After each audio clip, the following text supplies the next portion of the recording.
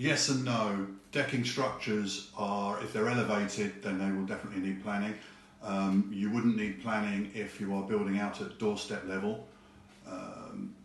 Generally speaking, if you're above 300 millimetres off the ground, then you would need to seek advice as to whether you would need planning permission.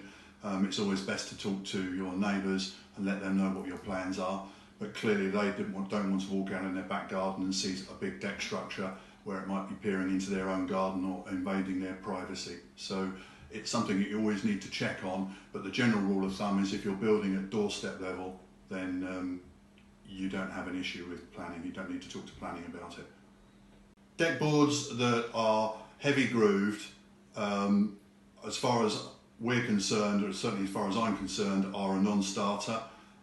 If you buy deck boards, make sure that they are smooth, the reversible deck board, so that they have smooth on the underside, and if they are heavy grooved, then what you should be doing is turning those upside down so that the smooth surface is facing up.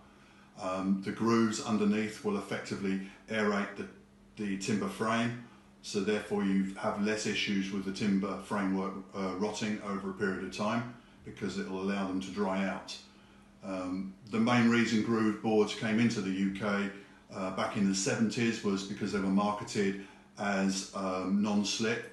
In actual fact, that's a lot of rubbish, because what nobody tells you is that the heavy groove boards hold all the dirt and the muck, and unless you want consistent maintenance, those grooves get blocked up, and then when it rains, that just deteriorates the board. That makes the board very slippery, and the only reason that deck boards become slippery is because they're not cleaned.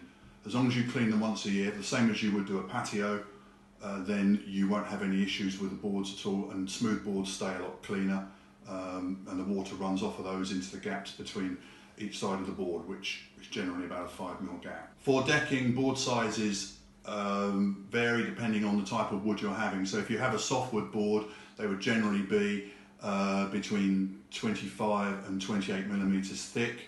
The average is generally around 26mm thick. If you went down the hardwood route, then you can go down to 21mm thick, because a hardwood is a lot tougher. Obviously the joist spacing, you'd still need to operate at 400mm centres, so the boards have adequate support. In terms of our recommendation, we would always recommend going down the hardwood route, because they'll just give you far more durability. You have far more options in terms of colour and grain structure, and you'll get sort of 30 years lifespan out of those, whereas softwood generally will not last as long. And the other thing about softwood is you'll have knots. So if you want a timber that looks attractive with a nice grain structure and is knot free, then go with the hardwood. Profiles on deck boards, generally you're looking at smooth all round.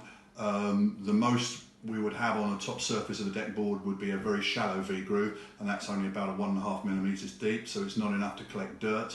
But if people prefer to have that as a shallow V-groove profile, then that's fine. The only alternative to that is having the board side grooved.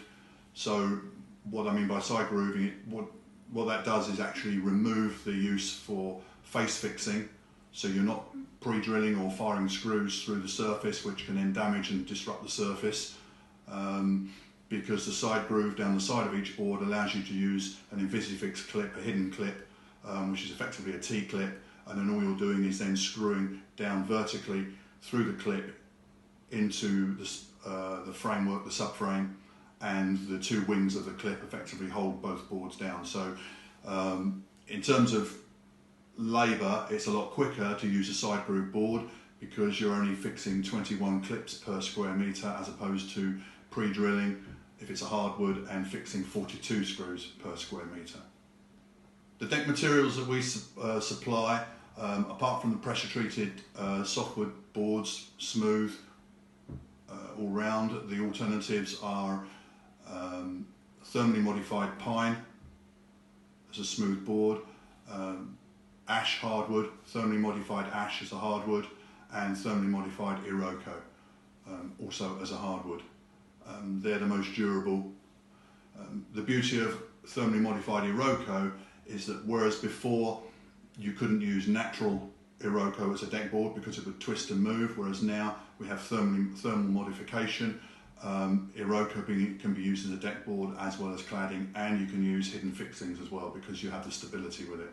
So they're really the three main areas. You've got the four main species. You've got your conventional softwood decking, you've then got thermally modified softwood pine, you've got thermally modified hardwood ash, and you've got thermally modified hardwood Iroko. And they're the four main species for decking.